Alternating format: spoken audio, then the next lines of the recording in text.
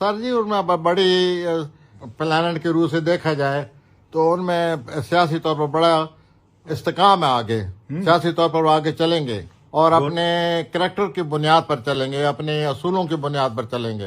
अस्सलाम वालेकुम दोस्तों, आप में से किस किस को 27 दिसंबर सन 2007 का दिन याद है?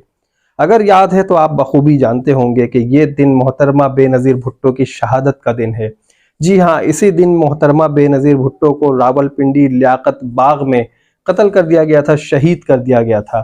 और इसके बारे में बहुत पहले पेशन गोई कर दी थी एक प्रोफेसर ने, और उनका नाम है प्रोफेसर गनी। प्रोफेसर गनी ने यूं तो बहुत सारी पेशन गोइयां की हैं, बहुत सारी पेशन गोइयां उनकी सच भी साबित हुई हैं, लेकिन ऐसा नहीं है कि उनकी सारी पेशन गोइयां सच साबित हो गई हों।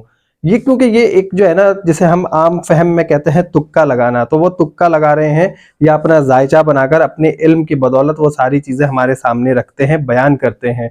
तो उन्होंने बहुत सारी पेशन गोइयां की हैं। अभी मैं आपको इसी की एक और कड़ी आगे बताता हूं कि इन्होंने मजीद क्या पेशन गोई की है। तो दोस्तों, हम देख सकते हैं कि इलेक्शन का जो अमल है उसे मुकम्मल हुए भी काफ़ी दिन गुजर चुके हैं और अभी तक नताइज हमारे सामने नहीं आ पा रहे हैं। पाकिस्तानी अवाम ये जानने के लिए बेचैन है कि अगला वजीर आज़म कौन होगा। अभी तक सिर्फ कयास आराइयाँ की जा रही हैं, पेशन गोइयाँ की जा रही हैं, लेकिन हमारे सामने कोई ट्रांसपेरेंसी ऐसी नहीं आई है जिसकी वजह से हम जान सकें कि अगला वजीर आज़म कौन होगा। वैसे तो फिलहाल अभी तक के रिजल्ट्स और जो नताइज हैं उसके मुताबिक हमारे जो वजीर आज़म हैं अगले, वो मियाँ शहबाज शरीफ होंगे। कहा ही जा रहा था कि मियाँ नवाज शरीफ भी वजीर आज़म बन सकते हैं, लेकिन कुछ वजूहात की बिना पर पार्टी ने उन्हें एक तरफ कर दिया है कि जनाब आप वजीर आज़म ना बने, क्योंकि इसकी बिना पर बहुत सारे खदशात थे और इन्हीं खदशात की बिना पर उनकी पार्टी ने उन्हें एक तरफ कर दिया और वजीर आज़म की नॉमिनेशन के लिए उन्होंने मियाँ शहबाज शरीफ का नाम दिया है। इस वक्त तमाम पार्टीज एक प्लेटफॉर्म पर नहीं है और ये कहना दुरुस्त होगा कि तमाम पार्टीज जो हैं एक दूसरे की तरफ देख रही हैं कि हम किसके साथ इत्तेहाद करके कौन सी हुकूमत बना सकते हैं।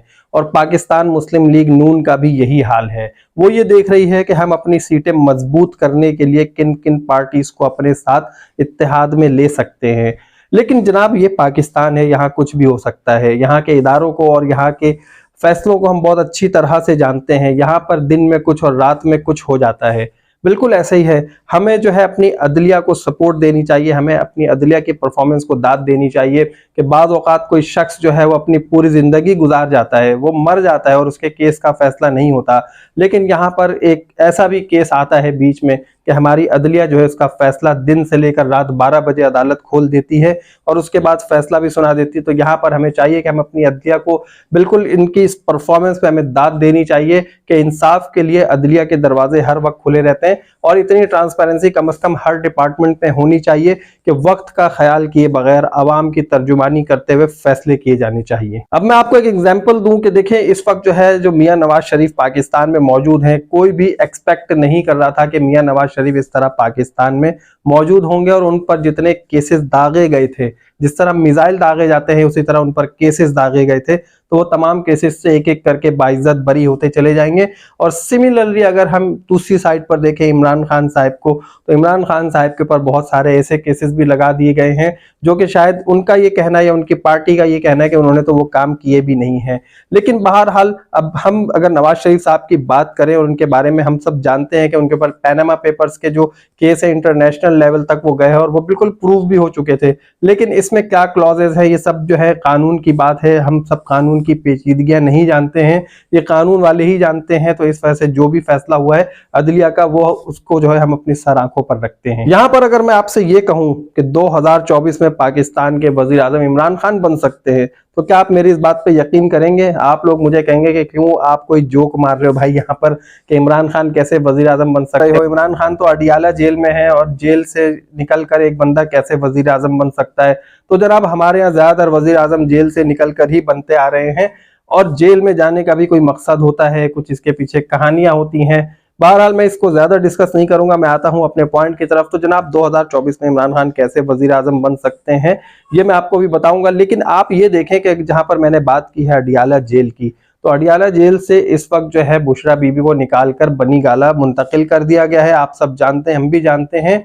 और यहाँ पर इमरान खान ने खुद ये कहा है कि मैं अपने आप को अडियाला जेल से बाहर निकालने के लिए कोई रिक्वेस्ट नहीं कर रहा हूँ, ना मैं कोई एफर्ट्स कर रहा हूं, बल्कि मैं तो ये चाहता हूं कि बुशरा बीबी को वापस अडियाला जेल भेज दिया जाए। चलें जी, आप लोगों का इंतजार खत्म कराते हैं। एक वीडियो क्लिप दिखाने लगा हूं मैं आपको। इस वीडियो क्लिप को देखकर आप लोगों को अंदाजा हो जाएगा कि जो प्रोफेसर गनी हैं उन्होंने इमरान खान साहब के बारे में क्या कहा है और किस तरह इमरान खान के बारे में उन्होंने बताया कि 2024 मई के महीने में, मई जो है वो 5वां महीना होता है जिसे उर्दू में हम मई कहते हैं, इंग्लिश में हम मई कहते हैं। तो ये जो 5वां महीना है सन 2024 का, इसमें वजीर आजम बन सकते हैं। बहुत सारे लोगों का ये ख्याल है कि जितने भी आजाद उम्मीदवार मुंतखब हुए हैं, जिन्होंने सीट्स हासिल की है, वो मिलकर एक गवर्नमेंट बनाएंगे और गवर्नमेंट बनाने के बाद इमरान खान को अपने साथ शामिल करके वजीर आजम बना लेंगे। ये भी एक लोगों की तरफ से बातें सुनने को मिल रही हैं। इमरान खान का जो फ्यूचर अब बन चुका है, he is a people's man, बहुत बड़ी बात है।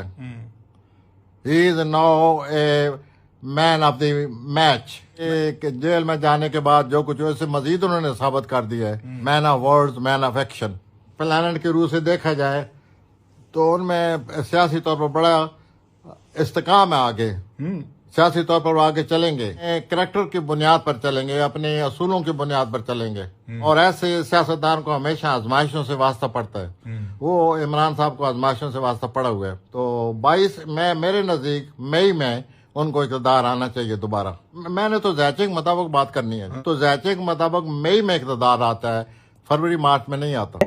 लेकिन पाकिस्तान का वजीर आजम जो भी बनता है, हमारी दुआ ये कि शहबाज शरीफ बने, इमरान खान बने या कोई भी बने, पाकिस्तान के लिए सोचे, एटलीस्ट अपने खानदान के लिए ना सोचे, अपने बीवी बच्चों के लिए ना सोचे। जिस चीज के ऊपर आए हैं, जिस हलफ को लेकर आए हैं, जिस कॉज को लेकर आएंगे, वो उस कॉज के ऊपर कायम रहे, अल्लाह को हाजिर नाजिर जानकर। क्योंकि पाकिस्तानी जो कौम है इस वक्त बहुत परेशान है और किसी मसीहा की तलाश में है। तो जो भी शख्स इस वक्त मसीहा बनकर आएगा, पाकिस्तानी कौम हमेशा उसे याद रखेगी, दुआओं में याद रखेगी। और जो शख्स भी मसीहा के बजाय वो अगर जख्म को कुरेदने आएगा, मजीद जख्म लगाने आएगा, तो पाकिस्तानी कौम इस चीज को भी याद रखेगी और अपनी बद्दुआओं में सुबह शाम उसे याद रखेगी। तो जनाब, जो भी वजीर आजम आए, हमारी दुआ है कि अपने साथ मुखलिस रहे, हमारे मुल्क के साथ मुखलिस रहे और हमारी अवाम के साथ मुखलिस रहे, और खास तौर पे उस हलफ के साथ, उन अल्फाज के साथ जो अल्लाह को हाजिर नाजिर जानकर वो अदा करता है, उसके साथ मुखलिस रहे। किसी एक कौम के लिए, कौमियत के लिए, लिसानियत के लिए ना आए। वो अगर आए तो पूरी पाकिस्तानी कौम के लिए वजीर आजम आए। और हमारी दुआ है कि अगर कोई इस तरह सोचता है तो अल्लाह उसे कामयाब करे, और अगर नहीं सोचता है तो अल्लाह उसे बर्बाद करे। और इसी दुआ और बद्दुआ के साथ मुझे इजाजत दीजिए। चैनल को सब्सक्राइब नहीं किया तो जल्दी सब्सक्राइब कीजिए और वीडियो को लाइक कर दिए। मुझे दीजिए इजाजत। अल्लाह हाफिज। पाकिस्तान जिंदाबाद।